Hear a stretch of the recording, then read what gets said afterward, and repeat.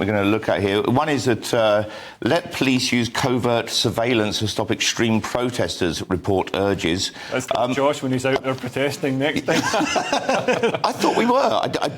I haven't read through the whole story, but I thought we were using covert. Covert surveillance has been around for a long time, and I thought we use them at protests, and we do with football, don't we? We looking for hooligans and so on, and people are troublemakers. That film ID. What was that? Where he goes undercover the football hooligans. I've not seen it. That's a good film. Yeah, I think you're making it up. Good film, audience. But yeah, protests. Is this a film review now? Yes. This programme's changed. Protests that have been on, they've had lots of police officers filming, quite... Well, that's what I thought. I thought this is what goes on all the time, and but I don't know who they're actually. I mean, are you looking at anyone who's screaming at a sign saying that Hamas are terrorists? I mean, is that now someone who's suspect? Because maybe it should be, but then you end up with you're going to have a lot of future suspects, and of course this is all happening. Was it last week or the week before where the police foiled a plot to machine gun a load of Jews in the north of England, and then that's right. And then 2 days later, of course, you got protests with people screaming in their thousands to globalise the Intifada. Just after that's happened, tens of thousands. Just after a demonstration of that.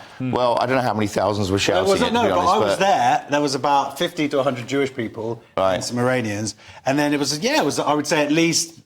It could be up to 100,000. I know it was like 3 hours of just this hatred coming at you. And I put a clip on today online. This woman shouting, "Go back to Europe." Yeah. Did you? Have you done it? You've done it. You've done it. I was like, okay, I'm going to do it right now. You got around to it so quickly. It's great because it's such a nice feeling to tick something off your to-do list. Well, at least it's not Poland now. At least they're allowing us to stay in one place. So. But the problem, of course, with this, and this is this long. We've heard about this report in the news over the last week, and the Telegraph seems to have been slowly covering drip some of the points.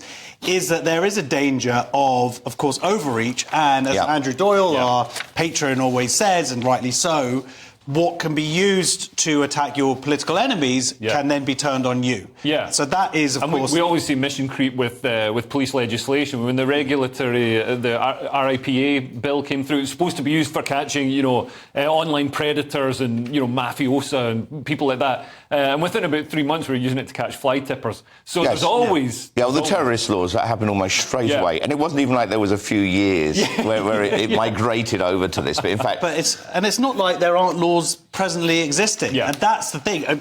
Use the powers that you have that have been given to you and do them well, and they haven't been doing that. Yeah, the problem is that the police have been saying, well, the numbers are so great, we can't apply these laws. And it's like, well, then we need to have a serious look at what's going on here, because, if you can't arrest people who are, screaming terrorist slogans and, upholding Hamas and glorifying Hamas, then, something needs to be... We need to look at some other solution to it. Anyway, what solution do you think?